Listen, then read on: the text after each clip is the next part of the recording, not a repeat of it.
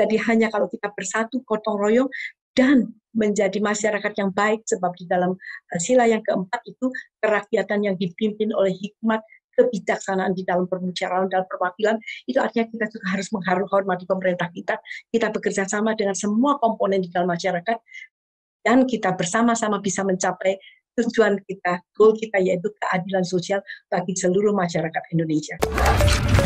Inilah Endgame. Hai teman-teman, hari ini kita kedatangan Ibu Hana Ananda, atau yang sering dikenal sebagai Mama Hana, selaku founder dari Yayasan Pondok Kasih. Ibu Hana, selamat pagi. Selamat pagi Bapak, dan selamat pagi semuanya. Ya, terima kasih bisa hadir di acara kita. Dan saya ingin dengar nih cerita Ibu yang cukup menarik sekali. Dan mungkin di awal waktu saya ingin tanya mengenai masa kecil Ibu. Ibu lahir di Surabaya di tanggal 10 November tahun 44. Ya. Dan itu bersamaan dengan Hari Pahlawan. Silakan Bu, cerita ya. Bu. Pertama-tama saya juga mengucapkan terima kasih dan satu kehormatan, satu privilege yang saya boleh rasakan untuk saya boleh berbagi di dalam satu podcast yang sangat prestisius ini. Jadi terima kasih Bapak untuk kesempatan yang diberikan kepada saya untuk bisa berbagi pengalaman di dalam apa yang saya lakukan dan saya alami. Amin. Memang saya dilahirkan dari keluarga yang tidak mampu. Bapak ayah saya itu hanya seorang pekerja yang bekerja biasa di rumah sakit umum dari pemerintah, jadi dia hanya sebagai seorang clerk atau pegawai administrasi yang biasa. Siap. Dan kami mempunyai 5 bersaudara, dengan satu itu anak yang diambil oleh orang tua kami, jadi kami mempunyai keluarga yang cukup besar. Dan saya tahu dari mulai kecil, saya masih ingat itu, saya lahir di satu rumah yang kecil, di satu gang buntu begitu. Tapi dengan begitu, dengan 6 orang anak dari ibu saya, dan ibu saya itu sangat mendambakan untuk bisa memiliki rumah yang lebih besar. Sehingga pada waktu selesai revolusi itu, banyak orang-orang yang Belanda itu meninggalkan kota Surabaya, ada rumah-rumah yang kosong yang bisa untuk ditempati. Dan ibu saya berjuang untuk dia bisa mendapatkan salah satu rumah di sana untuk bisa disewa. Wow. Sehingga kami menikmati rumah yang agak luas. Saya masih ingat pertama kali kami bisa bersepeda di dalam rumah begitu. Tetapi karena adanya akibat dari revolusi itu, maka keluarga-keluarga ibu kami yang berada di luar kota, di Tulung Agung dan Kediri, mereka mengungsi dari Tulung Agung pergi ke rumah kami. Sehingga rumah kami jadi penuh sekali karena ada kira-kira 4 keluarga bersama dengan anak-anak mereka tinggal bersama-sama dengan kami. Wow. Jadi semua kamar ditempati. Berapa kamar Bu di rumah jadi itu? Kira-kira ya semua dipakai Bapak. Sebab itu kan saya kamarnya juga tidak banyak, jadi di belakang, kamar belakang di belakang ditempati oleh keluarga lain di sebelah kanan kiri, sehingga saya sendiri, kami anak-anaknya, kalau Bapak mau tahu, kami tidurnya di bawah kolong ranjang. Semua tempat ditempati. Dan karena waktu itu kan orang tua saya juga tidak begitu mampu dengan memelihara dengan begitu banyak orang, jadi kami harus bekerja sangat keras sekali. Kami bekerja keras untuk bisa mendapatkan nafkah, dan mama saya juga membuat usaha untuk menjahit, dan mama saya menerima juga anak-anak yang dari keluarga yang tidak mempunyai orang tua. Jadi dari kecil kami sudah dibiasakan untuk hidup berbagi dengan orang banyak. Siap. Kalau kami tidak mempunyai ruang belajar, sehingga mungkin belum pernah bisa terjadi ini. Ruang belajar kami itu di bawahnya atap Bapak. Jadi ada pohon kers itu di rumah saya, pohon besar yang menjulai sampai di atap rumah. Lalu kakak saya yang paling tua itu punya inisiatif untuk membuat ruang di dalamnya atap. Jadi kalau kami mau masuk ke ruang belajar kami, itu kami harus naik pohon, membuka genting, lalu masuk ke dalamnya genting, lalu kami pasang di gentingnya itu dipasang satu papan begitu, sehingga kami belajar di sana. Lalu pencahayaannya dengan membuka genting yang di atas kepala itu supaya kami bisa membaca. Jadi itu keadaan kami, dan kami menjahit pada waktu malam, waktu mesin jahitnya itu sudah tidak dipakai, itu biasanya disusun menjadi satu, dan kami tidur di atas. Jadi memang kami hidup dari kecil dibiasakan untuk berbagi dengan sesama. Sekolah di mana Bu? SD, SMP? Saya sekolah SD di negeri, Ya. SD di negeri, kemudian saya SMP-nya saya juga di negeri, kemudian SMA saya di Erlangga itu swasta. Ya. Lalu sesudah saya lulus SMA, sebetulnya saya sudah ingin berhenti untuk sekolah karena saya katakan saya mencari uang saja, saya bekerja saja. Sebab saya pada usia 10 tahun, 11 tahun saya sudah bisa menjahit, Bapak. Wow. Jadi pada waktu saya kelas 1 SMP itu saya sudah menjahit gaun pengantin. Jadi saya mulai kecil sudah mencari uang sehingga saya bisa belikan orang tua saya, misalnya dengan sedikit saya belikan sabun atau saya bisa jahitkan baju, itu sudah satu kebanggaan buat saya. Jadi waktu itu saya mau tidak melanjutkan di universitas karena kami tidak punya dana, tetapi waktu itu saya lihat papa saya, dia sambil menangis, dia mengatakan, kamu harus tetap sekolah. Jadi saya juga harus lanjutkan sehingga kami bekerja keras sekali, Bapak. Jadi waktu saya di sekolah di fakultas pun itu saya tidak punya textbook. Jadi dengan tidak punya textbook itu saya pinjam dari satu teman ke teman, lalu saya pinjam, saya kembalikan, lalu saya pinjam teman yang lain. Jadi saya biasa membuat ringkasan itu, sehingga pada waktu ujian akhir itu saya hanya membaca ringkasannya saja. Jadi saya tidak pernah memiliki textbook waktu saya ada di universitas. Wow. Saya masuk di Universitas Petra untuk sastra. Tetapi itu agak terlalu berat buat saya. Akhirnya pada waktu Widya Mandala dibuka itu IKIP, kejuruan bahasa Inggris, dan saya masuk di IKIP itu. Jadi saya lulus dari Widya Mandala, jurusan bahasa Inggris. Itu mata pelajaran yang paling tidak saya sukai, Bapak. Saya tidak suka bahasa Inggris, sebab bahasa Inggris saya sangat jelek. Yang saya sukai itu sebenarnya adalah hukum, lalu antropologi, saya suka untuk mereka yang hidup terpencil, dan saya suka sejarah. Dan saya sebetulnya ingin untuk menjadi hakim atau begitu, tetapi waktu itu saya mendengar dari pembina saya, dia katakan dia memberi contoh bahwa kadang-kadang tidak ada keadilan begitu, sehingga saya juga anjurkan untuk tidak masuk di dalam bidang hukum. Dan saya dengan sangat, walaupun saya ingin mentaati apa yang dikatakan oleh orang tua saya dan pemimpin saya rohani, sehingga saya mengambil jurusan bahasa Inggris yang sebenarnya saya tidak fasih sama sekali. Tetapi karena saya ini punya kemauan yang keras ya Bapak, I have a strong determination. Jadi saya sehingga saya mempelajari apa yang mungkin di sekolah dan diajarkan sampai ucapan, saya latih sendiri begitu, jadi banyak. Wow, itu. You did it, dan lulus, luar biasa. Sampai S3 juga ya Bu ya di Singapura? Enggak, itu untuk yang itu teologi Pak. Jadi teologi. Itu teologi saya ya. Jadi teologi saya sebenarnya dapat dari situ dan dari ya. Oke, Bu, Ibu menderita penyakit di usia 15. Betul, cerita gimana itu bisa menjadi titik infleksi, mengubah pola pikir dan pola hidup Ibu. Silakan Bu, ceritakan. Jadi sebenarnya saya pada waktu kecil, saya mungkin yang tergolong yang keras kepala ya Bapak. Kalau saya punya kemauan, itu saya pantang menyerah. Kalau saya misalnya karena saya nakal, saya dijubit begitu, saya tidak akan pernah menangis. Sebab bagi saya menangis itu kalah. Saya akan diam saja karena saya punya kemauan seperti itu saya jadi sangat mandiri. Tetapi pada waktu saya berusia 14 tahun, itu saya terobsesi dengan kematian dari ibu saya begitu. Itu saya bisa katakan it is like a magnificent obsession. Sebab dengan obsesi saya ketakutan kehilangan orang tua saya itu, saya sangat saya sangat sedih yang saya tidak bisa cerita. Itu obsesi itu datang kalau mama saya nanti meninggal bagaimana begitu. Sehingga menimbulkan rasa yang tidak nyaman dan tidak damai. Sampai satu ketika saya dibawa oleh mama saya pergi ke satu ibadah begitu, dan itu pertama kali saya bisa merasakan kedamaian. Dan waktu itu saya mulai committed untuk saya bisa mengenal Tuhan dan mengenal kebenaran.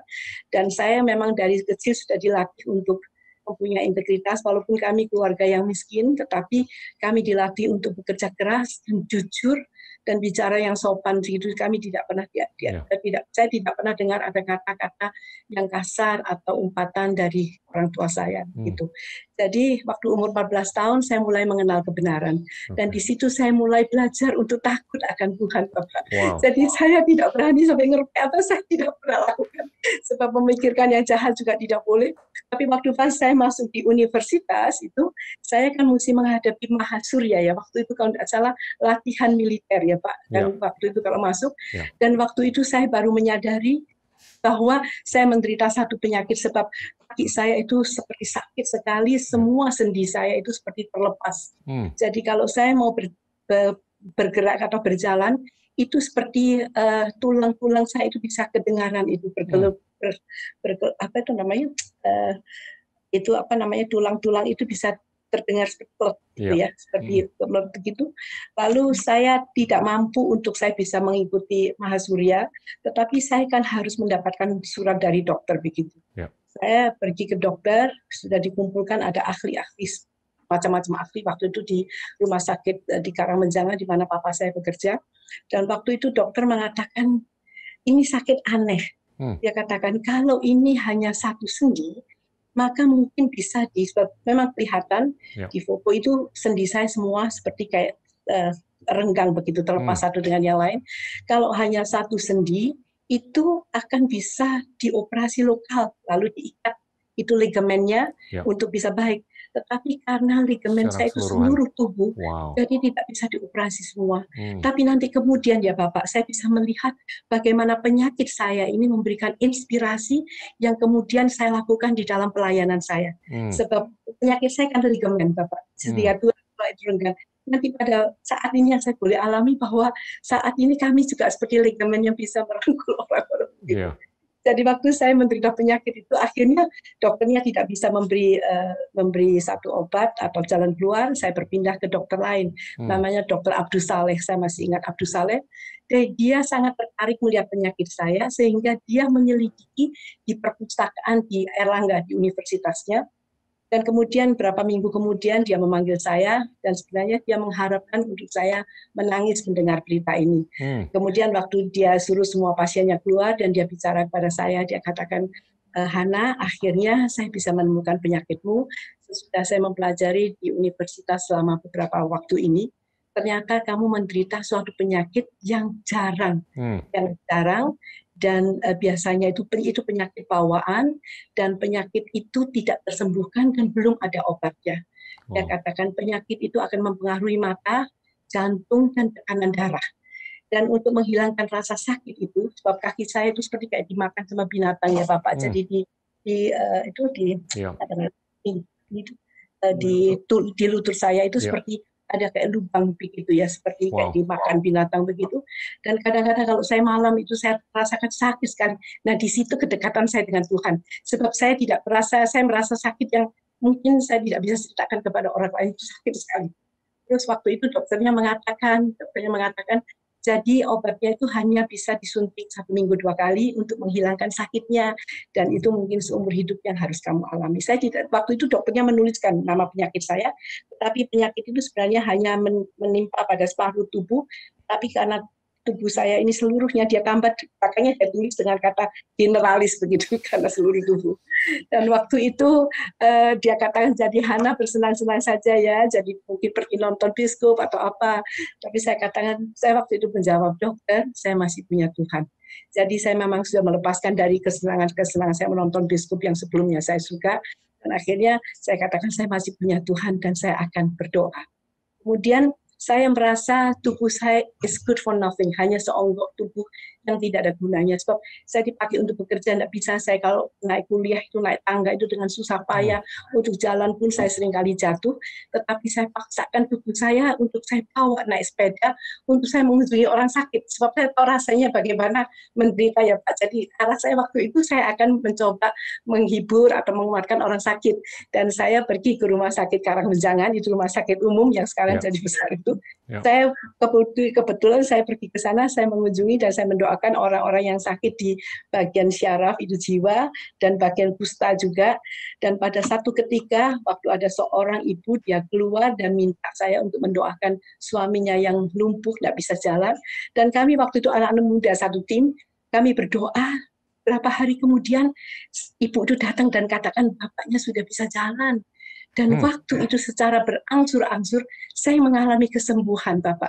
Sebenarnya saya sudah dibawa ke berbagai pengobatan dan saya diberitahu bahwa karena sumsum saya itu kering karena penyakit itu, sehingga saya mungkin akan lumpuh total pada usia 25 tahun. Jadi hanya kepala saya saja yang bergerak. Wow. Tapi waktu itu saya mulai disembuhkan berangsur kepada Tuhan oleh Tuhan, dan saat itu saya mulai mengatakan, Tuhan, saya ingin menyerahkan hidup saya untuk saya bisa melayani mereka yang berada di pulau-pulau yang terpencil. Memang dari dulu saya suka itu etnologi ya Bapak, saya suka penduduk-penduduk yang di daerah terpencil itu. Waktu itu saya berangsur-angsur menjadi baik, dan saya pernah diajak oleh seorang penginjil perempuan untuk keliling di pulau-pulau terpencil, tetapi ibu saya itu keberatan karena saya kan adalah tulang punggung dari keluarga, jadi saya bekerja untuk menafkahi orang tua. Dan ibu saya katakan, nanti kalau kamu sudah menikah dan kamu boleh. Tapi saya menikah dengan seorang pengusaha yang juga tidak mengizinkan saya untuk pergi keliling.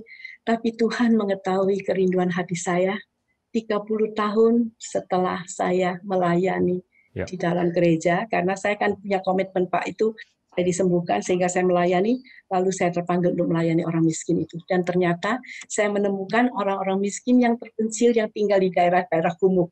Bagi saya itu satu kesukaan karena itu adalah impian saya begitu. Ini di sekitar Surabaya aja atau di? Ya, pertama-tama itu di Surabaya.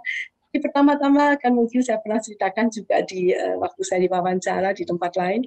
Jadi sebenarnya saya itu melayani apa yang saya bisa lakukan di dalam gereja, Bapak. Saya lakukan segala macam kegiatan. Ketika Tuhan panggil saya untuk melayani orang miskin, dan dia mengatakan apa yang bodoh bagi dunia itu dipilih oleh Allah untuk mempermalukan yang bijak, yang miskin untuk mempermalukan yang kaya, yang pandai untuk mempermalukan yang bodoh. Saya katakan saya tidak pernah mendengar ini ayat disampaikan, tapi waktu itu seperti Tuhan bicara di dalam hati saya, you just wait and see. Dan kemudian dia pakai seorang pengemis untuk merubah seluruh wawasan saya, untuk mengubah pelayanan saya, untuk mengubah apa yang saya lakukan sampai hari ini.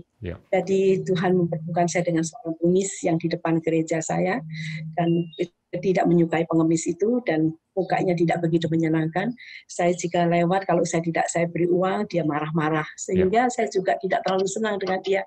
Tapi satu ketika, seperti Tuhan berbicara di dalam hati saya, satu ketika pengemis ini menghadap kepada aku dan berkata, bertahun-tahun aku pergi di depan gereja, tidak seorang pun peduli kepada aku, dan tidak seorang pun menceritakan tentang keselamatan kepadaku.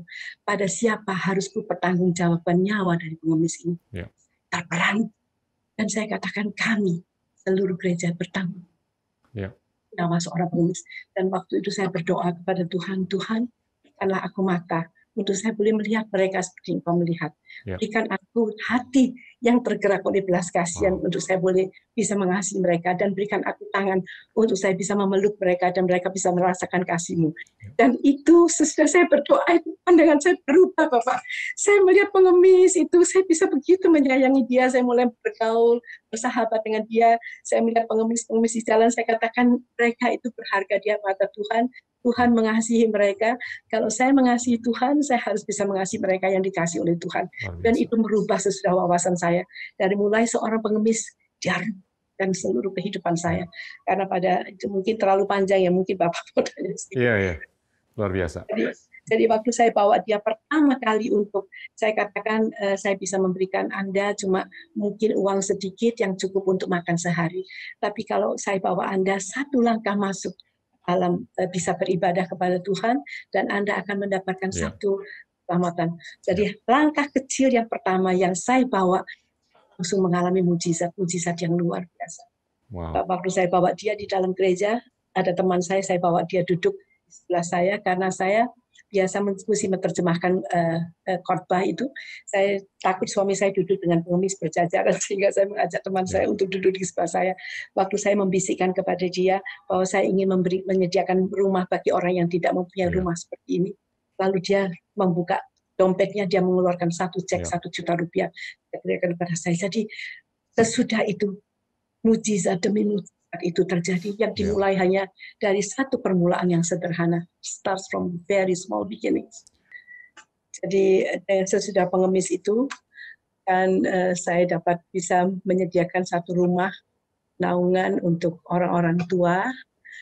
Saya punya teman-teman kebetulan yang pada waktu kami peletakan batu pertama, ada ibu melepaskan cincin berliannya.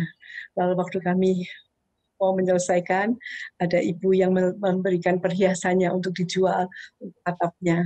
Tetapi daerah yang kami tempati untuk panti Wanula kami itu daerah yang sebenarnya sangat keras dan tidak terlalu welcome, tidak terlalu menyukai keberadaan kami di sana.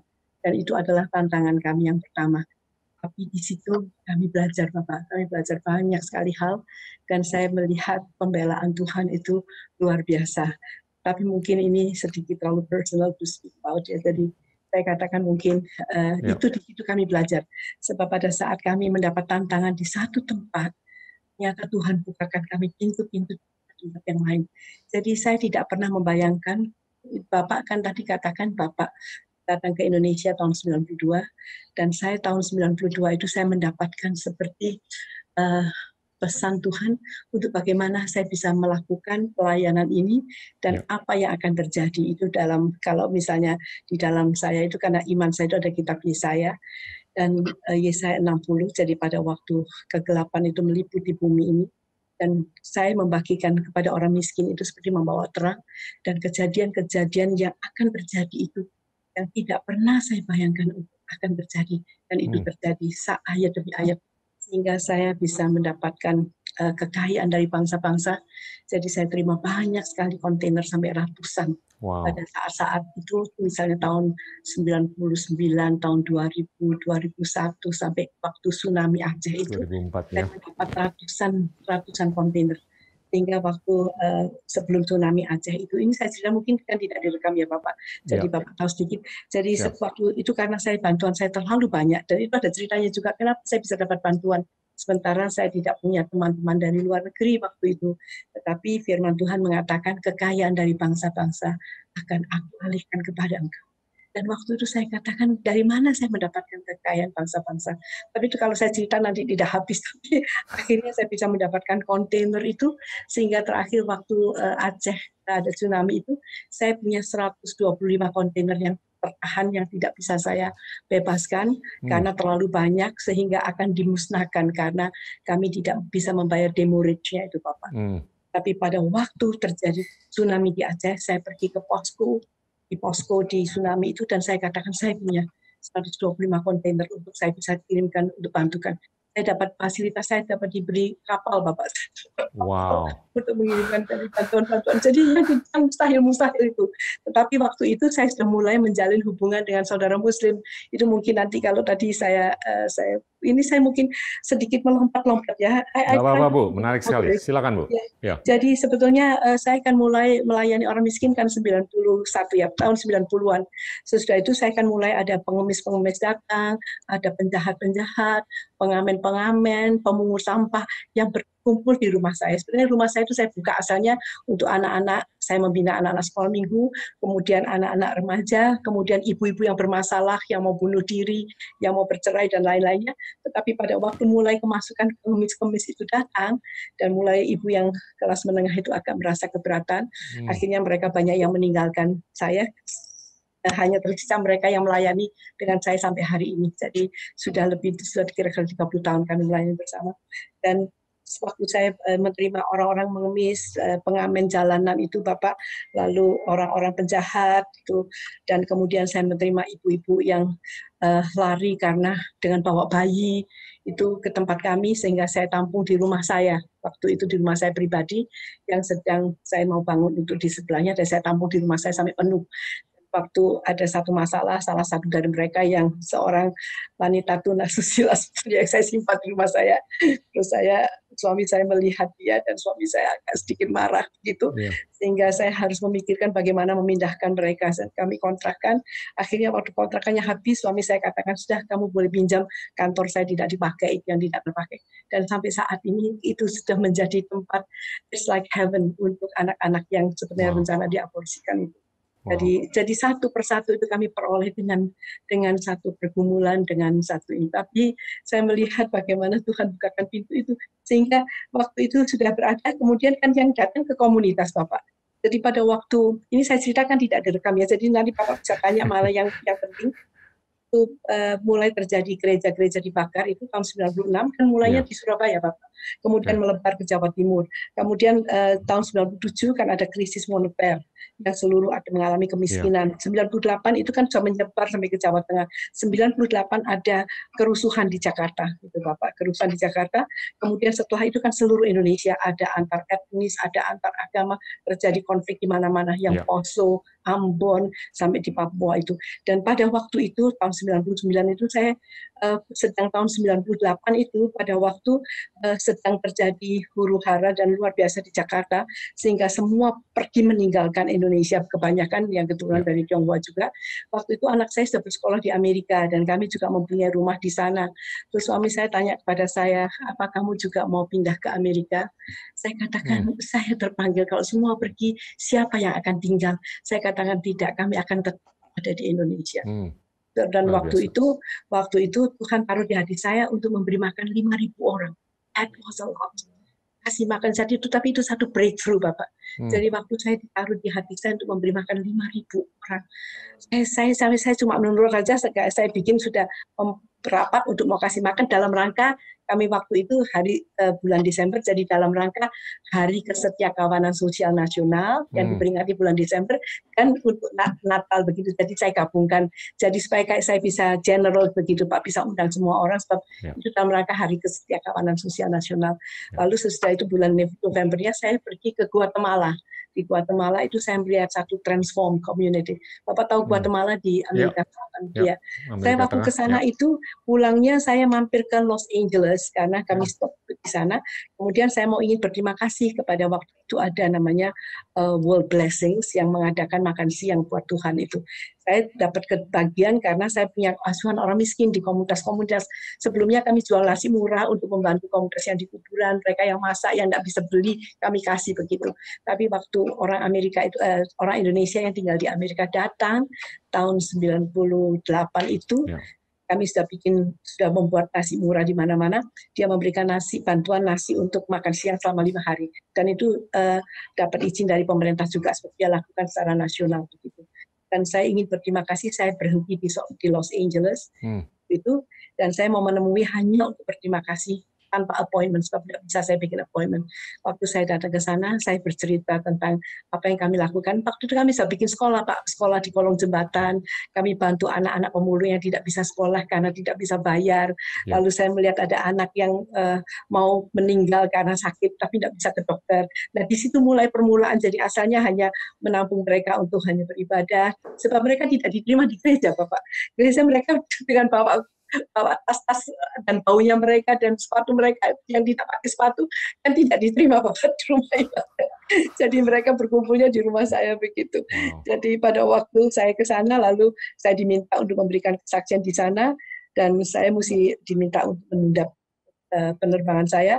Untuk hari Jumat saya mesti pulang, hari Minggu saya diminta untuk kesaksian, dan kemudian selesai kami mau pulang di airport itu, tahu-tahu oleh Pastor Paul Tan itu dari World Blessing, dia memberikan satu persembahan dolar yang pertama yang saya terima, yaitu 5.600 US dollar, yang waktu itu dolar itu nilainya 17.500. Saya pulang itu saya bisa memberi makan untuk 6.000 orang dan tanpa terjadi kerusuhan. Sebab itu selalu saya katakan, Tuhan, bukankah Engkau berkata bahwa kami harus mengundang orang-orang yang miskin, orang-orang di jalan-jalan, mana orang yang buta, orang yang cacat, supaya Tuhan mau rumahmu penuh. Saya berdoa dan saya minta untuk Tuhan memberikan kami tempat di tengah kota untuk setiap minggu kami boleh memberi makan kepada mereka dan mengadakan pembinaan. Sebab saya juga bekerja sama dengan pimpinan pemungut sampah sekota Surabaya. Jadi yang kaum Nasrani yang mereka tidak bisa ke gereja itu kami kumpulkan sampai ribuan, Bapak.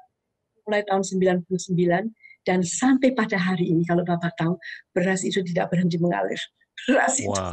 Di masa pandemi ini kalau saya baca laporannya anak-anak itu, setiap hari kami melayani 24 penjara, kami melayani kira-kira 65 komunitas, 65-70 komunitas dan anak-anak. Tetapi itu bisa sampai hari ini saya bisa melihat pemeliharaan Tuhan yang luar biasa itu untuk komunitas. Nah, itu hubungannya nanti bagaimana dengan ini nanti Bapak bisa tanya kepada saya waktu interview, bisa strategik ya Pak.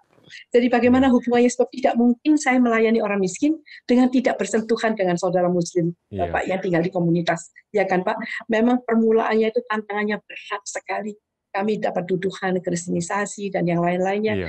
Tetapi saya katakan yang sebetulnya turning point saya, sebelumnya kan saya sudah membuat waktu Natal tahun 98 itu, saya mengerjakan waktu memberi makan 5.000 orang. Akhirnya saya mendapat setiap minggu kami bisa berkumpul di satu, saya diberi tempat di Good Seed, itu ibu yang pernah saya layani di penjara memberikan saya fasilitas itu.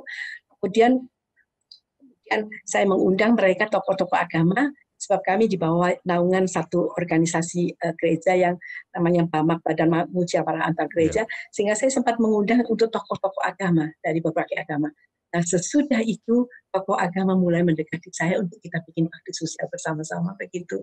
Waktu itu kami membuat membuat kanan massal, terus kami membuat bakti sosial itu, dan di situ saya mulai diperkenalkan oleh ke komunitas Muslim yang tidak mudah permulaannya, sebab dibutuhkan keberanian dari dua belah pihak.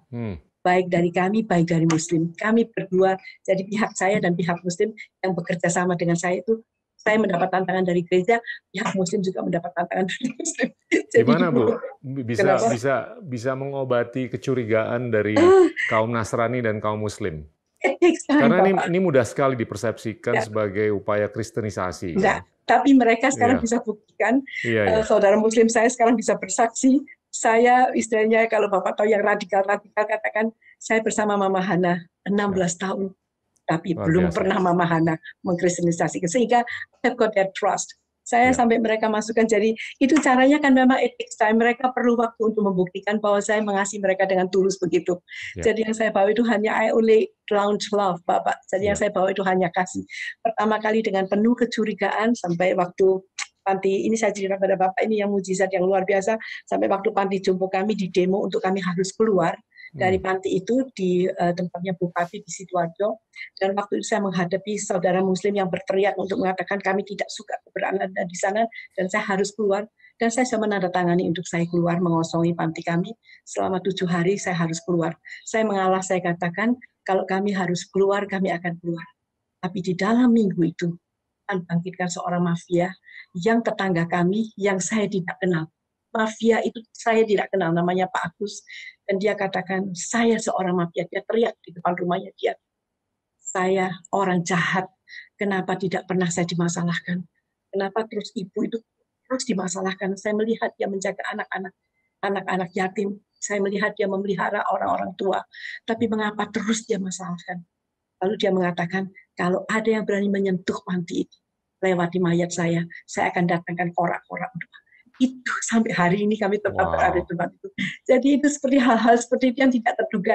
Tapi pada saat kami ditolak di satu tempat, Madura terbuka buat kami. Madura kan juga sulit sekali, Pak. Pulau Madura itu sulit sekali. Tapi saya bisa menjalin hubungan yang kiainya pertama kali ditolak, tapi akhirnya waktu mereka lihat hubungan kami itu bisa membuahkan satu hal-hal yang baik, akhirnya mereka yang di Madura minta untuk dihubungkan dengan kami. Jadi kami mendapatkan mitra-mitra dari berbagai agama itu dengan satu pergumulan di setiap tempat begitu. Maka akhirnya kami bikin waktu sesudah 5 tahun kami kerjasama, lalu saya dapat bantuan kontainer banyak sekali yang saya bagikan bersama-sama dengan mereka. Jadi kalau waktu kami ke Aceh itu, saya bawa saudara Muslim untuk pergi membantu di masjid-masjid, saya bawa untuk yang Kristen, habis itu kami berdua bersama-sama begitu. Dengan bersama-sama seperti itu terus-menerus ya Bapak, timbul satu jalinan kasih yang rasanya kita tidak bisa pisahkan. Memang untuk merangkul mereka seperti tadi saya katakan ada kesenjangan ya Pak, kesenjangan sosial, kaya dan miskin, dan kesenjangan ideologi. Itu kesenjangan yang merupakan asal dari segala konflik. Saya rasa bukan saja di Indonesia, sampai di dunia itu terjadi. Tetapi kita bisa menjembatani justru dengan melayani orang miskin. Jadi saya bisa membuktikan bahwa dengan melayani orang miskin bersama-sama ini, maka kesenjangan itu terjembatani. Itu saya bisa buktikan sebab saya alami, sebab saat ini ya oleh kemurahan Tuhan saya bisa masuk di semua lapisan dari saudara muslim bahkan sampai yang di kelompok yang radikal pun, yang di Jakarta di mana itu kami bisa mengadakan satu acara untuk waktu 0102. Saya minta pada saya untuk kita bisa mengadakan satu acara bersama. Waktu kami adakan 0102 perangkulan, kita 03 Persatuan Indonesia. Luar biasa, luar biasa. Ya, Bu, saya mau tanya sedikit. Ini banyak nih pertanyaan nih Bu di kepala saya. Tapi reaksi atau tanggapan dari anggota keluarga gimana Bu semenjak awal waktu Ibu mulai melakukan banyaklah aktivitas sosial ini? Ya, kalau Bapak tahu yang pertama kali melarang saya itu suami saya. Saya, ya karena suami saya kan seorang pengusaha, untuk dia melihat saya pergi ke daerah kumuh, kemudian itu kan dia agak keberatan Bapak. Tapi karena suami saya itu kan punya kantor di Jakarta, jadi 1 minggu dia berada di Jakarta, 1 minggu dia berada di Surabaya. Pada saat dia berada di Jakarta, 1 minggu dia saya pakai untuk melayani, sampai pada akhirnya dia pernah melihat saya sebelumnya saya melayani di rumah saya itu, saya kan tidak boleh sama suami saya untuk melayani, sehingga saya belajar untuk mentaati suami saya. Sebab itu sebagai ajaran saya, I have got to submit first my husband. Dan waktu saya mentaati, saya tidak melakukan pelayanan apa-apa sama sekali. Ke rumah sakit pun yang kesukaan saya tidak boleh, dan saya sakit hampir mati Bapak. Dan di atas ranjang kematian saya itu, saya mendapatkan izin dari suami saya. Waktu itu, padahal saya sudah menurut hati saya mau mentaati, tapi mungkin tubuh saya yang tidak tahan ya Bapak. Saya sakit 1,5 tahun, kemudian dokter tidak bisa menemukan sakit saya apa, mungkin sampai akhirnya waktu itu saya hyperventilation, tidak bisa bernafas, dan pada waktu saya sakit dan saya kurus sekali, terus suami saya, dia melihat, dia memegang tangan saya, dia melihat, kamu kurus sekali ya. Ya sudah, kalau kamu mau melayani orang di rumah sakit tidak apa-apa. Saya melonjak. Jadi saya boleh melayani di rumah sakit lagi. Because it's my calling, itu panggilan saya, dan saya tidak boleh melakukan itu. Dan waktu itu dia mengetahui bahwa kalau saya tidak melayani dan saya mati begitu Bapak. Jadi live itu pelayanan orang miskin itu bagi saya sangat berharga, dengan harga yang harus mahal, yang sangat mahal yang harus saya bayar. So itu saya sangat mengasihi pelayanan ini gitu Pak.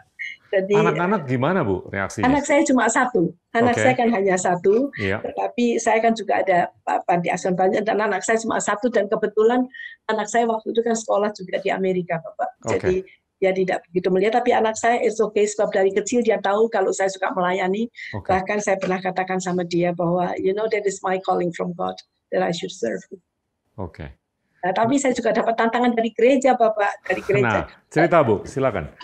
Saya dari gereja yang tradisional Bapak. Saya datang dari gereja yang tradisional, di mana seorang perempuan tidak boleh mengajar. Itu kan gereja saya very traditional Bapak. Lalu dan di satu itu pada waktu tahun 94 Bapak bisa cek, tidak ada gereja melayani orang miskin.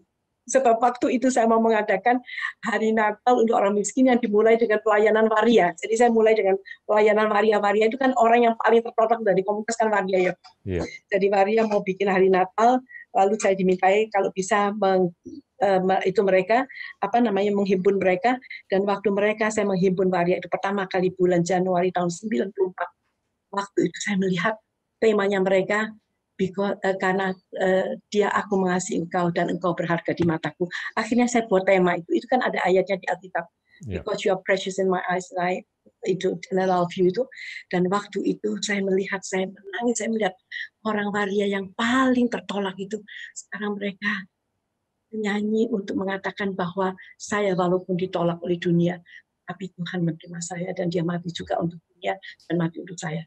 Dan di situ kemudian saya membuat mulai Natal untuk orang miskin tahun 94. Tapi waktu itu saya menanyakan kepada semua gereja, apakah ada pelayanan orang miskin di gereja mereka, sehingga saya bisa menggandeng mereka semua. Saya tidak menemukan, yang ada hanya dari gereja Katolik. Sebab itu saya bekerja sama dengan Katolik waktu itu. 94 dengan tema karena engkau berharga di mataku dan aku mengasihi kau. Jadi itu saya mulai kerja dengan gereja Katolik. Akhirnya tahun 90 saya minta untuk naungan dari satu yayasan gereja, tapi gereja saya kan menganggap bahwa orang miskin itu bagiannya dari pemerintah, Bapak. Jadi saya melayani yang tidak diatur oleh gereja, dan itu tantangan buat saya untuk melayani seorang outcast. You must be an outcast. Saya juga menjadi outcast di gereja, dan itu saya lewati masa-masa seperti itu. Dan untuk melayani saudara Muslim, saya juga dapat tantangan. Sebab kalau saya pergi ke Muslim, kan saya menggunakan kerudung kepala juga, Pak. Saya pakai pakaian sopan, jadi baju saya itu hampir itu baju Muslim semua. Sebab saya wilayah saya pergi kan ke daerah-daerah Muslim. Dan saya melihat, jika mereka dihargai, Bapak, dan kami mengerti mereka juga menghargai. Jadi saya ke tempat-tempat yang hampir belum pernah dilewati oleh kaki non-Muslim itu yang mereka katakan. Tapi saya bisa masuk karena saya cuma punya satu. I only have one thing in my heart. I just have love, and I want to love them. Hanya itu. Saya lihat ternyata itu pertama kali memang dicurigai, tetapi lama-lama mereka melihat ketulusan hati saya. Dan saat ini gereja sudah menyadari betapa pentingnya pelayanan lintas agama ini, karena kami membawa gereja-gereja untuk juga turun untuk bergaul dengan mereka begitu. Jadi ini sebenarnya pelayanan orang miskin ini kan saya berusaha bekerja sama dengan semua komponen di masyarakat, Bapak. If you know there's the 7 spheres, di mana kami bisa bawa pemerintah untuk turun ke bawah melayani orang miskin, kami bawa pengusaha-pengusaha untuk turun ke bawah melayani orang miskin, tokoh-tokoh agama, academicians, dan kemudian juga pengusaha. Dan kalau ini semua turun ke bawah, I think there will be no problem, Bapak. Sebab itu yang masalah yang terutama itu karena kesenjangan sosial, ada keirian, kecemburuan sosial, iri hati itu ya. Saya pernah lihat atau dengar wawancara Ibu, di mana Ibu menyatakan Islam itu artinya submission to God. Yes. That means I could be considered a Muslim. You said that. Kan? Because you submit to God. That's true. Iya kan? Itu menarik sekali, Bu, karena itu sangat universalis dan Ibu menggunakan pendekatan kemanusiaan. Iya kan? Untuk menyelesaikan urusan kemanusiaan, tapi itu mudah sekali disalah persepsikan. Tapi Ibu dalam beberapa dekade atau tahun terakhir ini kan sudah bisa menjelaskan dengan teman-teman di kaum Nasrani, teman-teman di kaum Muslim. Ini saya curious, Bu, gimana ini bisa di-expand, ya kan, untuk kepentingan nasional. Karena kebinekaan kita ini kan kaya sekali. Dan keikaan kita juga kaya sekali. Dan kita sudah membina sejarah yang sangat kaya selama 2000 tahun terakhir ini, supaya ini bisa diingatkan ke seluruh masyarakat luas di Indonesia, kekayaan kita ini. Jadi kan saya kan karena kenal dengan Bapak, dan dengan adanya banyak konflik, krisis, bencana alam, kan saya karena saya punya barang bantuan, saya merangkul mereka semua sehingga bersama-sama kami lakukan itu. Dan saya lakukan itu kan bukan hanya di Jawa Timur, tapi barang bantuan saya begitu banyak sehingga pada tahun 2004-2005 itu saya sudah membagikan barang bantuan kami hampir di seluruh provinsi di Indonesia, Bapak. Lalu para tokoh agama ini kan juga saya ajak pergi ke Jakarta, saya kenalkan dengan pengusaha dan lain-lain, sehingga waktu itu saya tidak mengerti, tahun 2004 itu saya dapat Satya Lancana dari Bapak Presiden sebetulnya. I was curious, saya katakan, ini saya berbuat apa yang saya belum berbuat, yang besar-besar seperti yang lainnya kok saya dapat itu. Akhirnya saya mendapat tahu bahwa karena bagaimana Ibu bisa mengumpulkan orang-orang kiai-kiai itu begitu banyak, and they are all your best, and they were curious about that. Nah itu saya katakan karena saya menghargai mereka. Nah sekarang kalau Bapak tanya itu, lalu mereka memperkenalkan saya dengan mahasiswa dari UIN. Jadi 18 tahun saya sudah katakan kalau ada acara Hari Pendidikan Nasional, saya diundang untuk kasih ceramah, ada acara apa, saya diundang sama mereka dari universitas, Bapak. Lalu saat ini yang pernah saya 18 tahun yang lalu, saya tahu 18 tahun yang lalu, sebab saat ini yang menjadi sekretaris yang dari NU di Jakarta itu namanya, dia waktu saya bilang 15 tahun, dia katakan tidak, Mama 18 tahun, sebab saya lulus dari UIN 18 tahun. Nah waktu itu yang saya bisa bawa, Bapak tahu apa? Saya bawa Pancasila. So I speak about Pancasila everywhere, di mana saja. Sampai saat ini kalau Bapak mungkin tahu bahwa bisa kita doa 5 agama di Jakarta, itu waktu saya bikin nikah massal yang tahun 2015, dan saya didukung oleh tentara, Bapak. Sebab untuk membawa supaya orang-orang itu belum dapat surat dari RT RW itu kan pakai kekuatan tentara. Waktu itu kan sulit sekali mendapatkan akte itu, Bapak. Dan waktu itu kan sulit. Saya bisa itu mengatakan berapa orang, Bu, yang nikah? 5.000 pasang ya? 5.115 pasang. Itu saya mulai menikah itu tahun 2001. Jadi sesudah 11 tahun saya lakukan secara konsisten, Bapak. Baru. Jadi pertama kali nikah massal 2 yang pertama saya lakukan antar kasuhan kami yang Kristen. Karena yang miskin-miskin yang itu kan tidak punya surat sama sekali, sehingga kami aturkan itu. Lalu saya aturkan juga akte lahirnya. Lalu waktu pernikahan massal yang ketiga, dari saudara kami yang dari kepala pemungut sampah itu mengatakan, Mama kenapa kok hanya orang Kristen saja? Kami juga bisa bikin lintas agama. Sehingga untuk pertama kali tahun 2004 kami bikin lintas agama. Cuma 150 pasang. 150 pasang saya tidak bisa mencukupi pakaiannya untuk sewa terlalu mahal. Saya cuma bisa cukup sewa cuma separuh. Dan waktu separuhnya itu mereka dengan pakai pakaian yang baju jelek sekali dengan mukanya dihias apa para waria itu. Saya berdoa, aduh Tuhan, kasihan saya tidak bisa sewakan baju kemantennya. Berikutnya ada asosiasi API3 namanya, Asosiasi Pengusaha Pengusaha Peralatan Pernikahan, menghubungi saya mendapatkan rekomendasi dari pemerintah karena mereka mau mengadakan bakti sosial merias kemanten. Tanya kepada pemerintah kalau mereka punya pasangan yang miskin, pemerintah tidak ada jawaban. Akhirnya oleh pemerintah di-refer ke saya. Kan saya pernah bikin nikah massal itu, sehingga pada waktu API3 datang, kami mengadakan di Pahlawan, Bapak. Dan semua salon di kota Surabaya semua menghias pengantin miskin itu, sehingga mereka jadi seperti bagus. Dan kami bikin itu ke Pahlawan waktu itu diresmikan oleh Bapak Wali Kota. Nah mulai dari situ tuh nikah massalnya kita. Akhirnya waktu kami bikin nikah massal yang ke-6 itu di kapal selam. Lalu saya undang itu Fajri itu sekjennya dari FBR. Bapak tahu FBR, Forum Betawi Rembuk. Ya itu kan pimpinannya kan imam besar namanya Imam Lufti Hakim ya. Lufti Hakim itu saya dikenalkan oleh pimpinan dari santri santri Indonesia. Santri Indonesia. Nah waktu itu saya undang ke tempat pernikahan massal. Dia katakan, Mama kenapa hanya bikin di Surabaya? Coba bikin di Jakarta supaya gemanya nasional begitu. Untuk 1.000 pasang. 1.000 pasang. Aduh. Untuk ngurus 100 pasang aja luar biasa, Bapak. Kalau Bapak tahu nih mengurus akte lahir itu. Satu aja udah susah. Betul. Saya waktu mengurus akte lahir untuk anak-anak panti kami itu, yang cuma 18 orang waktu itu, dibutuhkan waktu 2 tahun. Kami menghadap ke pengadilan 2 kali, dan kemudian kami membayar setiap anak dengan dendanya macam-macam sampai ratus sampai jutaan. Dari situ saya melihat bahwa tidak mungkin untuk mereka bisa mendapatkan akte lahir. No way, katakan. Jadi saya tahu sulitnya itu, sehingga waktu saya pikirkan 1.000 orang tidak mungkin. Tapi waktu saya share, makanya nanti mungkin kalau Bapak tanya, bagaimana kok bisa ini? Karena saya suka bicara. I share the vision to people. If you want to make movement, kalau kita mau bikin suatu kegerakan, kita mesti terus bicara. I agree. Your vision. Jadi saya bicara di Jakarta, saya bicara begini, akhirnya ada orang katakan, oke, kita bikin 2.500 pasang. Saya punya itu sponsornya untuk bikin 2.500 pasang, ternyata terjadinya 4.451 pasang. Itu yang tahun 2011. Tapi itu masih belum berdampak sampai ke pemerintah. Sampai akhirnya kami mau bikin lagi dengan acara Harmoni Cinta Indonesia, saya bersama dengan SCTV untuk ulang tahunnya membuat tahun 2015. Nah di situ saya mulai bekerja sama dengan militer.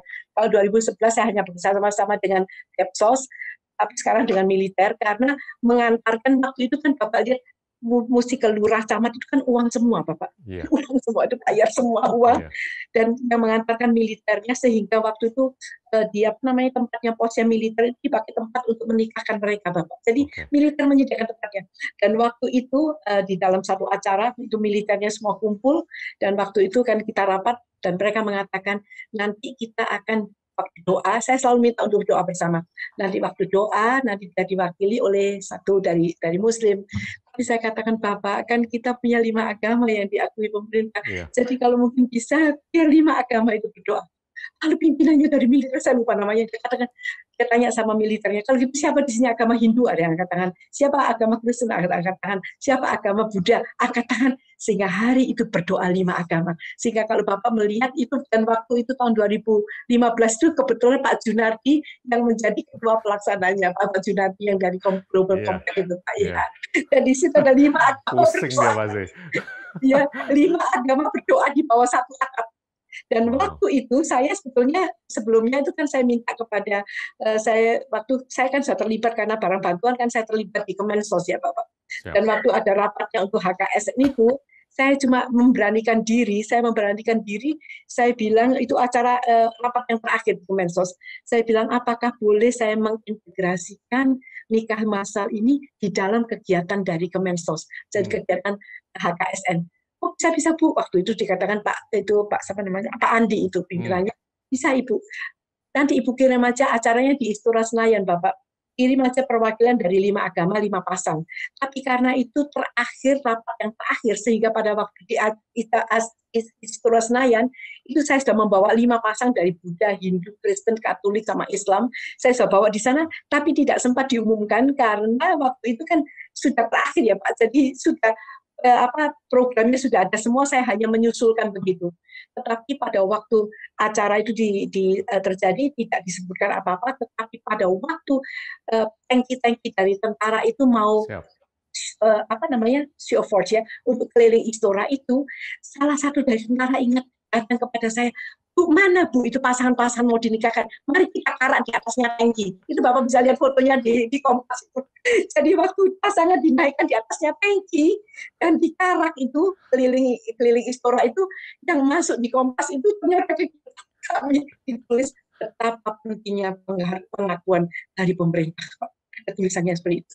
Saya masih simpan potongan Kompasnya, dan setelah itu saya dipanggil oleh deputi dari Kemensos, katakan, Ibu Hana jangan bikin hanya untuk Jakarta dan Surabaya, bikin untuk secara nasional seluruh Indonesia. Ibu, kami kasih mix secara nasional dan panggung nasional, dan saya dijadikan ketua HKSN tahun 2015 itu di NTT, yang kebetulan itu provinsi kan Kristen ya Pak, tetapi tantangannya luar biasa karena ada mahar itu Bapak tahu mahar itu, belis itu. Bapak tahu itu ya. Jadi di daerah Bapak kalau lihat ke Sumba, Sumbawa, Flores dan Kupang, itu mereka itu kan daerah Kristen sebetulnya. Tapi mereka punya adat yaitu kalau mau meminang itu harus memberi mahar. Dan itu tambah tinggi pendidikannya, tambah mahal maharnya. Dan mahar itu bisa sampai puluhan sapi, puluhan kuda. Sehingga mereka yang tidak mampu lebih merelakan untuk mereka kawin lari. Dan anak-anak mereka semua tidak ada yang punya akte lahir, Pak. Nikah siri juga tidak punya akte lahir. Bapak tahu kalau pernikahan siri di bawah tangan kan ada akte lahirnya. Nah, waktu saya disuruh di sana, saya menghadapi adatnya dari mereka itu keras sekali. Sebab mereka sebelum nikah adat, sampai gereja-gereja pun taat, sampai gereja Katolik semua juga taat, semua sempat ada adat. Sehingga di sana dikatakan kalau sebelum nikah adat, mereka tidak bisa diberkati di gereja. Kalau tidak diberkati di gereja, mereka tidak bisa pergi ke Dukcapil mengurusnya. Sehingga di Sumba, Sumbawa, Flores, Kupang, itu banyak anak-anak lahir yang tidak mempunyai akte lahir. Waktu saya search di komputer itu, di Google, itu saya mendapatkan sampai Australia mengatakan the million missing of Indonesian children. Dan mereka mau membantu Indonesia untuk menguruskan akte lahirnya. Dan itu saya kumpulkan semua datanya itu. Makanya pada waktu saya dipanggil untuk itu sama Mensos, waktu itu Ibu Kofifa, saya dipanggil untuk saya bisa membantu itu. Dan saya ternyata dapat tempat yang paling sulit. Saya menghadapi tantangan di sana. Waktu itu suami saya sakit, dan setelah saya menghadapi sana saya begitu stres, saya juga sakit sama 1 tahun itu saya kena trigeminal neurology menghadapi data yang keras itu. Dan saya katakan waktu itu akhirnya kan bisa. Lalu waktu Ibu Kofifa tanya sama saya bersedia Ibu, tetapi saya minta ada tanda tangan dari 5 menteri untuk mempercepat aksi. Dalam 1 minggu Ibu Kofifa itu mendapatkan tanda tangan 6 menteri Bapak. Menteri, dan itu saya bisa tunjuk, saya punya sejarahnya, sebab saya akan tulis di sejarah semua. 5 menteri ditambah 1 menteri tanda tangan, yaitu pertama kali Menteri Sosial tidak bisa mengurus Dukcapil, karena Dukcapil itu urusan di areanya Menteri Dalam Negeri. Jadi Ibu Kofifa hanya untuk bisa mendeteksi ini orang miskin. Lalu Dukcapil itu di bawah Menteri dalam negeri. Karena saya memperjuangkan hak anak dan hak itu ibu yang bisa mendapatkan akte nikah dan akte lahir harus berhubungan Menteri Pemberdayaan Wanita dan Perlindungan Anak. Karena ini urusannya dengan hak sipil, mesti menhukam ya, Menteri Hukum dan HAM, karena ini hubungannya dengan agama, mesti Menteri Agama. Kemudian yang keenam, Ibu Kumala Molik waktu itu Menteri Kesehatan. 6 menteri tanda tangan. Dan sesudah itu terjadi percepatan Bapak. Percepatan sampai waktu itu saya di interview sama Kick Andy. Waktu itu kan saya mendapatkan Life Achievement Award ya Bapak. Waktu tahun 2015 ya. 2016. Waktu itu saya di interview, saya sedang sakit sekali sebetulnya. Tapi waktu itu saya nggak tahu kalau saya dapat Life Achievement Award. Tapi saya diminta untuk saya datang. Dan waktu itu saya mengucapkan saya berdoa seluruh anak Indonesia bisa memiliki akte lahir. Sebab tanpa akte, tanpa identitas, mereka ada tapi mereka bukan apa-apa dan bukan siapa-siapa. Yeah. Mereka miskin, tapi nah itu yang saya perjuangkan dan saya bersyukur saat ini waktu saya bicara dengan wali kota Surabaya, saat ini di Surabaya mereka ambil itu dari rumah ke rumah untuk memberikan kartu identitas anak. Dan sesudah tahun 2015 itu, setiap kali pemerintah mengadakan acara HKSN, dari sana saya diminta sama Kemenko untuk mengadakan nikah masal di Kaimana, kemudian di Merauke, kemudian di Palangkaraya, di Gorontalo, di Banjar, di Jawa Timur itu saya digandeng khusus untuk program pemenuhan hak itu Bapak. Ya, kami saat ini sudah melopori di kira-kira 18 provinsi. Dan bagaimana kelanjutannya itu kan Bapak ada tanyakan untuk pertanyaan bagi saya, bagaimana kita bisa how can you make sure bahwa itu akan dilanjutkan. Sebab kami waktu melakukan itu kami memberitahukan sebab orang miskin itu Bapak tidak bisa datang sendiri. Mereka they have no voice to speak. Mereka bicara tidak didengarkan.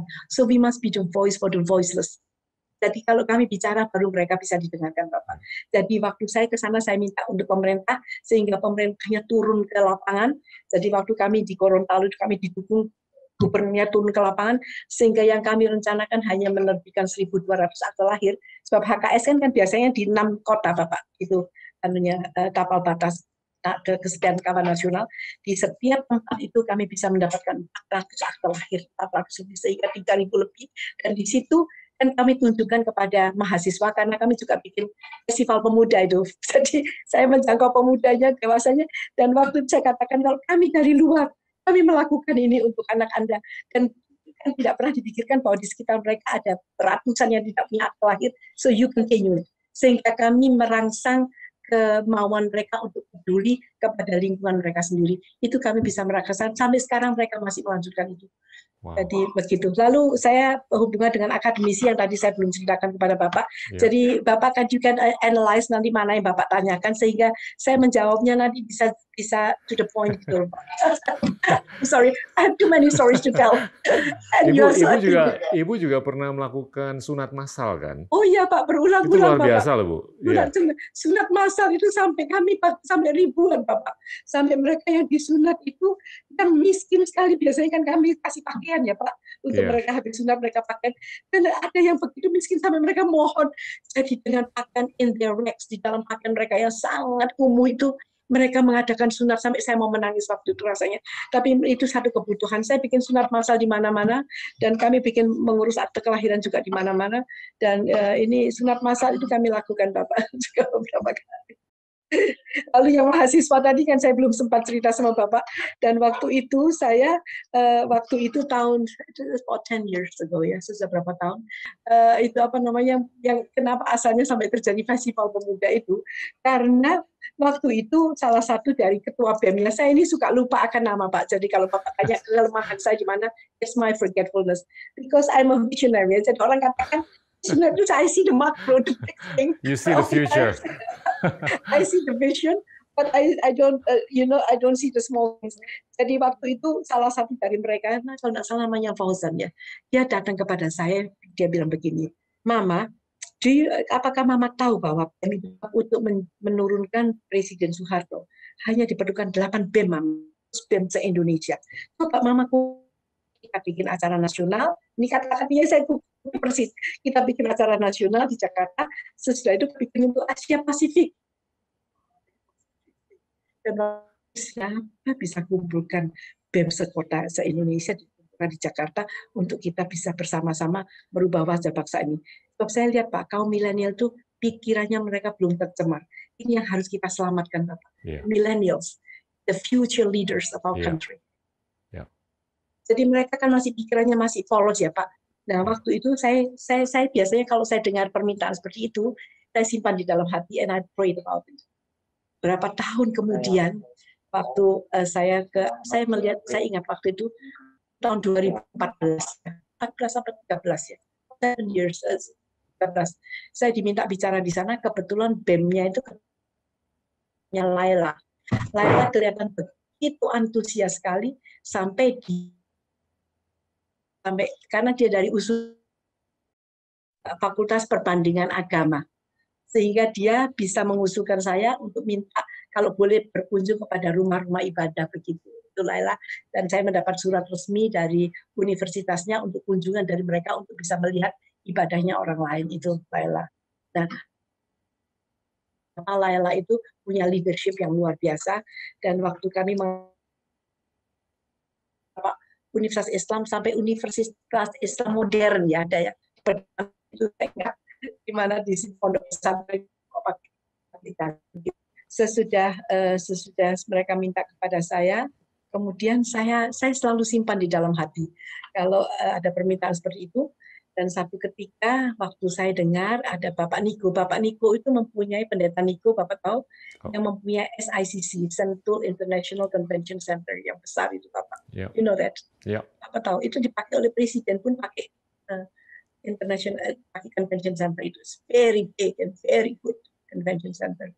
Pada satu ketika saya belum cerita pada Bapak ya, bahwa karena saya dekat dengan Mila dan lain-lainnya dan teman-temannya, saya ini setiap kali ada ulang tahun saya atau ulang tahun pernikahan atau ulang tahun suami saya, selalu saya manfaatkan untuk lintas agama. Untuk lintas agama saya pakai sebab kan kalau ulang tahun kan suami saya kan mau mengeluarkan uang untuk belikan makanan begitu ya. Jadi saya pakai itu semua untuk lintas agama sampai tahun 2003 itu pertama saya kalau kembali ke sana. Jadi nanti saya akan cerita kepada Bapak bagaimana kita mulai berdoa untuk bangsa. Rekonsiliasi dengan identification, it's very powerful. I will share with you later. Saya akan ceritakan. Saya sekarang lanjutkan dengan yang mahasiswa ya Bapak. Jadi pada waktu itu mereka minta dan saya taruh di dalam hati saya. Lalu waktu itu saya ketemu dengan Bapak Niko dan saya cerita Bapak, apakah Bapak bisa memfasilitasi, meminjamkan tempat di SICC untuk kami mau merencanakan mengundang perwakilan dari BEM dari seluruh Indonesia untuk datang mengadakan acara kebangsaan dalam rangka Hari Sumpah Pemuda, peringatan Hari Sumpah Pemuda. Kemudian Bapak Niko katakan, itu apa yang Tuhan juga taruh di hati saya untuk bisa pemuda-pemuda sehingga dia support saya untuk bisa pakai gedungnya. Gedung itu kalau sewa saya dengar puluhan juta sudah per hari Pak. Tapi kami bisa pakai dan sebelumnya kami bikin festival itu kami mengadakan kemah kebangsaan di mana semua mereka akan datang dan mendapatkan seminar macam-macam tentang wawasan kebangsaan. Dan akhirnya waktu disetujui, saya punya kelompok dari ibu-ibu yang memfasilitasi satu ibu mengadopsi satu provinsi. Jadi kami mendapatkan 10 mahasiswa dari setiap provinsi dari berbagai-bagai universitas. Dan waktu mereka datang ada kemah kebangsaan, mulai mereka dipertemukan antar suku, antar agama secara bersama-sama. Itu saat-saat yang sangat-sangat mengharukan, di mana dari Aceh merangkul dari Papua, lalu mereka mengadakan event bersama-sama. Itu so good, bagus sekali. Dan setiap dari mereka yang dari luar pulau, yang dari beberapa provinsi itu, pada tahun 2018 kami bisa datangkan dari 145 universitas. Nah, yang dari beberapa provinsi itu waktu mereka datang, itu kami harus ambil dari BEM, bukan mahasiswa biasa, tapi dari badan eksekutif mahasiswanya, dan mereka harus membuat project proposal. Project proposal apa yang mereka akan lakukan di wilayah mereka. Jadi their own resources, dengan resource mereka sendiri. Ini kan berbeda. Setiap provinsi itu kan kebutuhannya dan kekayaan alamnya kan berbeda. Jadi mereka harus membuat project proposal yang original dari asli wilayahnya mereka sendiri. Kemudian kalau kita project proposalnya sudah ada, kami seleksi dan kami undang mereka. Sehingga kami biayai seluruh kedatangan mereka dari pesawatnya sampai penginapannya, sampai semuanya kami biayai. Sehingga waktu kami mengadakan itu, maka terjadi luar biasa Bapak. luar biasa. Itu berhasil sekali sehingga kami kumpulkan pada malam karnivalnya itu 11.000 mahasiswa dan SMA dari seluruh Jawa Barat, lalu dari 34 provinsi di Indonesia. Dan kita mengadakan Sumpah Pemuda lagi mengulangi bersama-sama. Jadi tahun 2018. Kemudian terjadi tahun 2019, hal yang sama kami lakukan, tapi kali ini di Semarang. Dan kami bisa sempat mengumpulkan 175 universitas dari seluruh Indonesia. Jadi kami saat ini mempunyai 680 proyek proposal dari berbagai wilayah. Jadi pada waktu saya dipanggil sama Kemenko kan saya kebetulan dapat itu Pak dari nikah masal ini, dan karena saya mengadakan juga bersama dengan Kemenko, bersama dengan Ibu Puan di Kaimana di Papua, dan mereka memberikan kepada saya itu, sebenarnya saya tidak mengharapkan itu ya, tapi tidak tahu mereka memberikan saya penghargaan tahun 2019 sebagai pahlawan mental spiritual itu Pak, pahlawan mental pahlawan revolusi mental itu saya dapatkan. Lalu waktu saya ceritakan kepada Bapak Kemenko waktu itu, deputinya, Bapak kalau proyek mereka anak-anak punya proyek proposal di seluruh Indonesia, dan kalau pemerintah mempunyai dana untuk membangun desa, biasanya kan kepala desa tidak tahu mesti berbuat apa sehingga mereka membuat gapura atau yang lain-lainnya. Tetapi kalau proyek proposal ini bisa diadopsi dan diawasi oleh kaum milenial ini, akan terjadi luar biasa. Waktu itu kan dia katakan betul, bayangkan kalau misalnya ada proyek, dan ini sudah terjadi Pak, sebab kami dengan sangat sederhana memberikan hadiah untuk mereka yang menang. Nah mereka yang menang itu sudah mereka yang menang sudah melaksanakan proyeknya dan didukung oleh pemerintah lokalnya, ada grab farming macam-macam itu. Dan saya katakan kepada Bapak waktu itu di Kemenko, bayangkan kalau ada proyek yang dari anak bangsa yang dari wilayah itu mempunyai proyek, kemudian didukung oleh pemerintah dan diawasi atau proyeknya pemerintah bersama-sama dengan milenial, itu dampaknya akan luar biasa. Dia kata, betul sekali Bu, betul sekali. Nah kebetulan waktu HKSN-nya keberapa? Yang waktu di Gorontalo, HKSN Gorontalo kalau nggak salah tahun 2017, itu waktu Bapak Juliarsi yang jadi menteri sosialnya, dia mengatakan kali ini kami mau mengadakan sesuatu yang berbeda dari tahun yang lalu. Kami akan melibatkan kaum milenial. Langsung saya katakan, oh bukan 2017, itu 2009. Bu, saya mau nanya, kalau kita perhatikan masa lalu kita atau sejarah kita selama 2000 tahun terakhir ini, kita kan dikenalin dengan Buddha selama 400 tahun, Hindu selama 600 tahun, lantas Islam, lantas kolonialisme, lantas Nasrani, lantas kemerdekaan, lantas demokrasi. Ini kan luar biasa harmonis, Bu. Dan ini kan mungkin juga tercermin dalam titik infleksi Ibu, di mana Ibu itu bisa mencapai keberhasilan dalam apapun yang Ibu lakukan selama ini. Nah, saya mau sambung ini dengan gimana kita bisa membentuk masa depan yang lebih cerah. Dan tentunya komplikasi ada ya Bu ya. Komplikasinya ini terkait dengan kesenjangan yang terus-menerus ada aja. Ya kan? Jadinya kesenjangan antara yang paling di atas sama yang paling di bawah. Tapi itu kita harus sabar dan berharap itu bisa terobati. Nah, ini gimana ke depannya Indonesia menuju ke tahun 2045? Monggo Bu, silakan. Ya. Jadi apa yang memang itu saya impikan. Saya selalu apa yang saya impikan itu saya berikan di dalam bentuk satu slogan atau doa ya. Doa saya yaitu damailah negeriku, bersatulah bangsaku, dan sejahtera masyarakatku. Sebab di dalam doa yang 3 ini mencakup 5 sila itu Bapak. Jadi damailah negeriku berarti damailah dengan Tuhan. Berdamai dengan Tuhan itu artinya kita berhenti melakukan apa yang Tuhan tidak sukai, misalnya berhenti melakukan kejahatan, berhenti melakukan kebencian terhadap yang lain. Jadi berdamai dengan Tuhan itu artinya kita menjauhi dosa. Dan dosa yang ada di akhir zaman ini adalah keinginan akan uang dan cinta pada diri sendiri. Dan itu yang menyebabkan segala masalah. Jadi kalau kita cinta akan uang dan diri sendiri, itu yang menimbulkan sampai terjadi penyalahgunaan dana atau korupsi dan yang lain-lainnya yang saat ini sangat marak. Sehingga saya juga pesan kepada anak-anak yang milenial yang kebetulan sempat berada di dalam seminar di mana saya berbicara, mari kita mulai bekerja Dan ini juga yang saya ucapkan kalau saya bekerja dengan partner siapa saja, let us work, mari kita bekerja dengan tangan yang bersih. Jadi tangan kita harus bersih. Tangan kita harus bersih, pikiran kita harus bersih, dan hati kita bersih. Jadi kita harus financially clean, dalam hal keuangan kita harus bersih. Dalam hal spiritually clean, hati kita harus bersih, tidak ada kebencian, dan di dalam morally clean, artinya kita tidak ada hidup yang mempunyai moral yang tidak berkenan begitu kepada Tuhan dan tidak baik untuk bangsa. Jadi ini saya cerminkan di dalam doa kami, yaitu damailah negeriku, berdamai dengan Tuhan, berdamai dengan sesama, itu sila pertama dan sila kedua.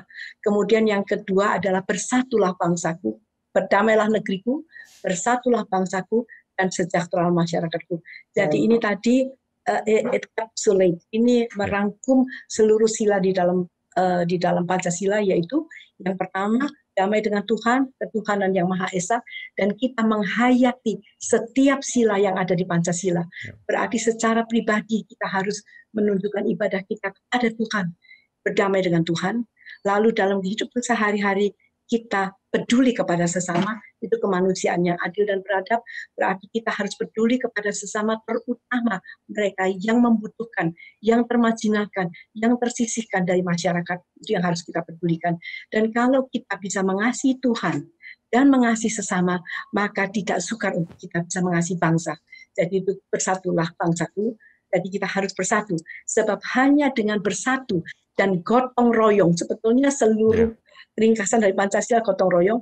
Jadi hanya kalau kita bersatu, gotong royong, dan menjadi masyarakat yang baik, sebab di dalam sila yang keempat itu kerakyatan yang dipimpin oleh hikmat, kebijaksanaan di dalam permusyawaratan, dalam perwakilan, itu artinya kita juga harus menghormati pemerintah kita bekerja sama dengan semua komponen di dalam masyarakat, dan kita bersama-sama bisa mencapai tujuan kita, goal kita, yaitu keadilan sosial bagi seluruh masyarakat Indonesia. Tetapi saya tambahkan satu lagi, yaitu Indonesia menjadi contoh bagi dunia. Itu yang saya selalu tambahkan. Dan ini kami bisa mulainya dengan, misalnya saya katakan, bagaimana kita bisa mencapai sampai Indonesia 2045, Indonesia 100 tahun, itu pertama kali kita harus bisa merangkul mereka yang bermusuhan atau yang membenci kita.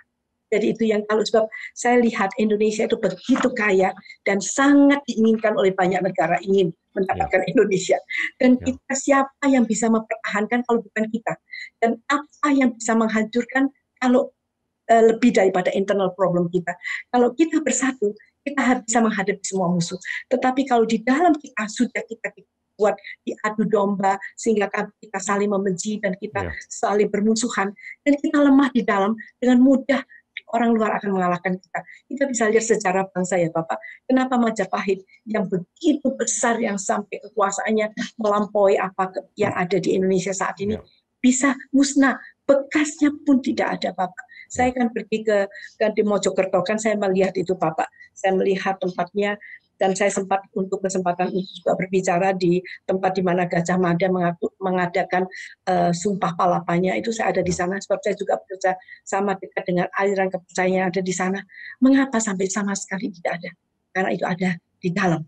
Di dalamnya itu ada ketidaksetujuan, dan mereka waktu itu kan juga soal agama juga. Jadi kalau dalamnya kita tidak bersatu, maka kita akan mudah untuk perang. Jadi saatnya yang harus diperkuat itu adalah persatuan dari anak bangsa. Jadi saya seringkali katakan kalau Sumpah Pemuda-Pemuda itu mempunyai kekuatan yang luar biasa. Bapak Presiden Bung Karno pernah mengatakan, berikan aku 10 pemuda, maka akan kugoncangkan dunia. Jadi saya katakan pemuda itu mempunyai kekuatan yang luar biasa. Jadi kalau pemuda-pemuda itu bisa dipersatukan, itulah yang menjadi pemikiran kami sampai saya mengadakan Festival Pemuda itu, Pak. Mempertemukan mereka dari berbagai suku bangsa dan mempertemukan mereka dari berbagai agama, sebab mereka semua harus merasa bahwa mereka bangga jadi orang Indonesia. Mereka harus punya merah putih di dalam hati mereka. Sebab saya katakan apapun suku kita, apapun agama kita, hati kita adalah merah putih, yaitu Indonesia. Nah kalau kita bisa mempersatukan itu, pertama kali yang bermusuhan dengan rekonsiliasi.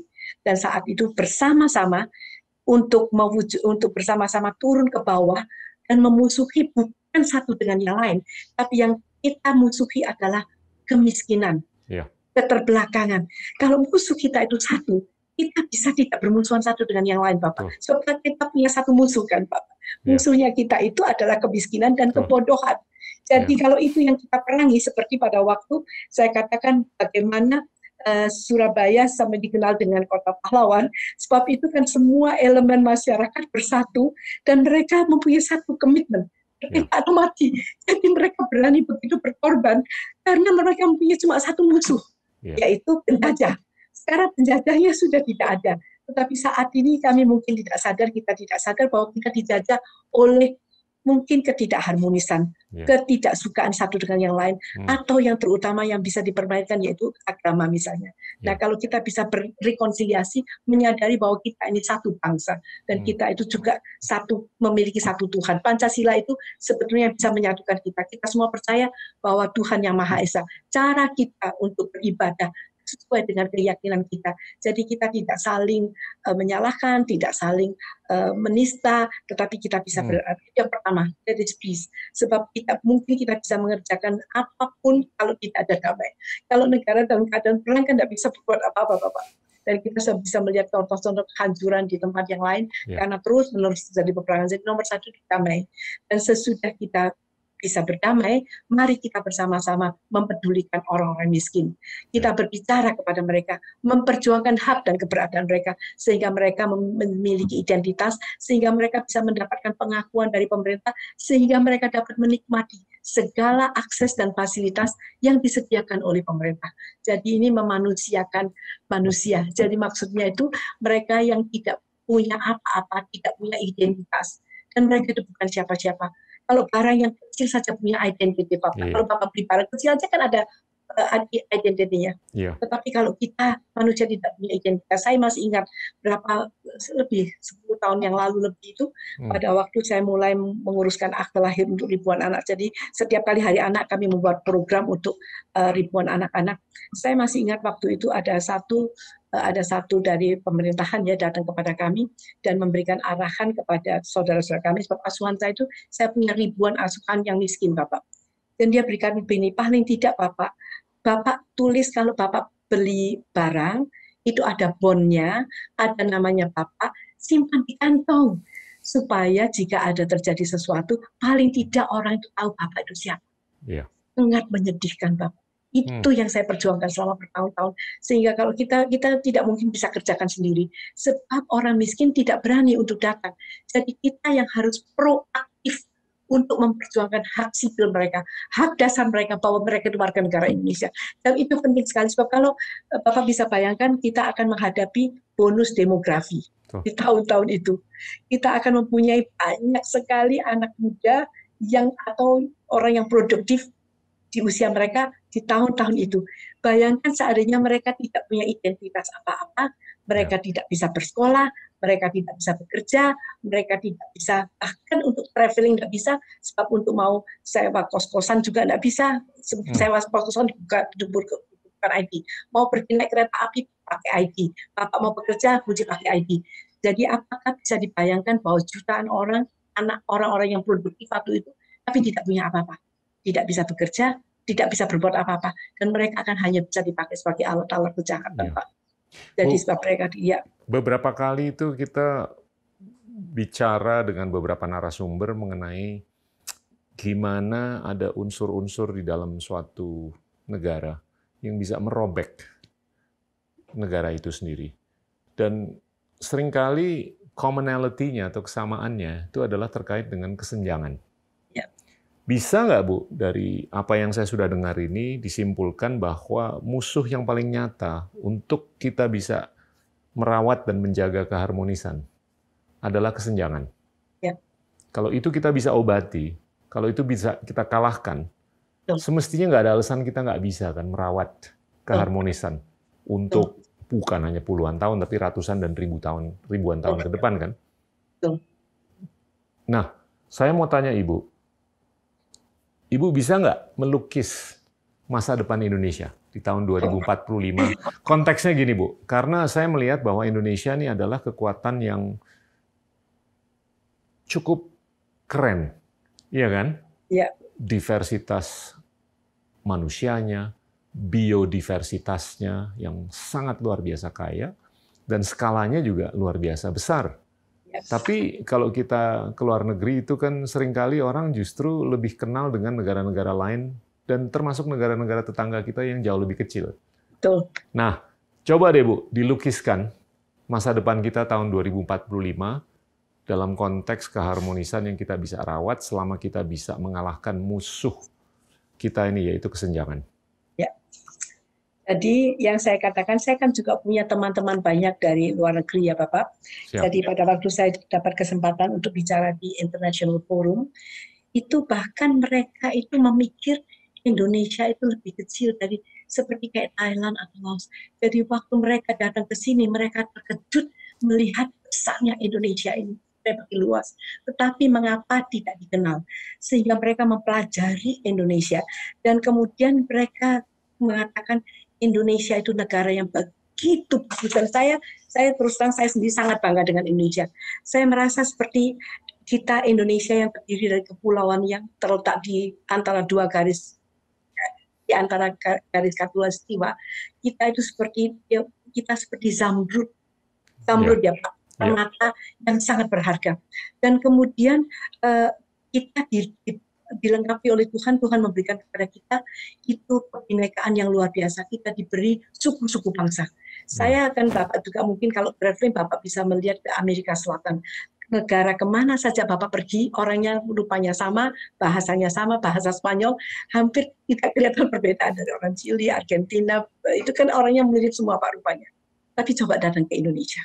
Dari satu tempat ke tempat lain, Bapak melihat keindahan yang luar biasa dari budayanya. Keindahan yang luar biasa dari suku-suku bangsa kita. Kemudian kekayaan lautan kita. Siapa punya lautan seperti kita, Bapak? Ada negara-negara yang bahkan tidak punya laut. Kita punya laut dengan kekayaannya. Kita punya flora dan fauna dengan kekayaannya. Kita punya tambang dengan segala kekayaannya. Kita punya kebinekaan. Tetapi ini yang seringkali juga diucapkan oleh teman-teman saya yang dari luar negeri, you tidak sadar, you punya kekayaan yang luar biasa di dalam ideologinya. Yang bisa mempersatukan bagaimana negara yang begitu bineka, the country that is so diverse, begitu berbeda. Tapi bagaimana kita bisa bersatu. Sampai waktu itu ada salah satu teman saya mengatakan, sepertinya saya melihat waktu Allah menciptakan Indonesia, dia mencium Indonesia. He loves Indonesia. That's why he gives you so much, so many diverse and beautiful things. Tetapi bagaimana kita bisa mengolahnya? Karena kalau kita terus-menerus bertengkar. Nah, sekarang ini yang di pikiran saya tahu kan biasanya start with small beginnings ya Pak. Sebab saya tahu segala sesuatu dimulai dari kecil. Manusia dimulai dengan embrio. Tanpa ada embrio, tidak mungkin ada kelahiran. Betul enggak Bapak? Betul. Satu kecil sekali. Tapi kalau ada embrio, saya bisa katakan saya tidak mempunyai embrio di kandungan saya. Saya bisa menunggu 100 tahun, tidak akan ada lagi bayi dilahirkan. Karena tidak ada embrio. Tapi kalau kita memiliki embrio yang hidup, tapi itu terus-menerus dipupuk, maka embrio itu akan makin lama makin besar, sehingga bisa dilahirkan. Nah sekarang kita punya embrio, kita itu apa? Kesatuan kita, lintas agama kita, lintas suku kita. Ini hidup. Kalau ini bisa kita pelihara, maka kalau kita lepaskan begitu, ya dia mati. Tapi kalau kita bisa memupuk kesatuan kita dalam keberagaman kita sebagai satu embrio yang hidup, dan saya percaya dan kita mesti lebih banyak juga berbicara, sebab yang tidak menyukai kesatuan juga banyak. Nah, kalau yang tidak menyukai kesatuan dan Indonesia misalnya tanpa sadar direlakan untuk misalnya diambil oleh bangsa lain, mereka kan tidak memikirkan bagaimana bisa menghidupi embrio ini, Pak. Tapi mereka bicaranya banyak dan mereka sangat vokal. Tetapi yang the good ones, yang baik-baik justru kurang memberikan suaranya mereka. Kalau kita memberikan suara kita, kan pasti kita juga bisa mengalahkan suara kebencian. Seperti saya pernah dengar di New York, hanya karena ada beberapa penjahat, cuma 12-an penjahat, diadakan malam untuk hanya beberapa penjahat yang ada di sana. Mereka bikin curfew. Dan sekarang yang baik itu lebih banyak daripada yang tidak menyukai kesatuan Indonesia. We have more. Tetapi mereka perlu untuk menyuarakan suara mereka juga. Nah, yang saya lihat sebetulnya nanti tahun 2045 ini yang saya impikan ya, kalau ini bisa terjadi, tapi we must dream. There is power in dream.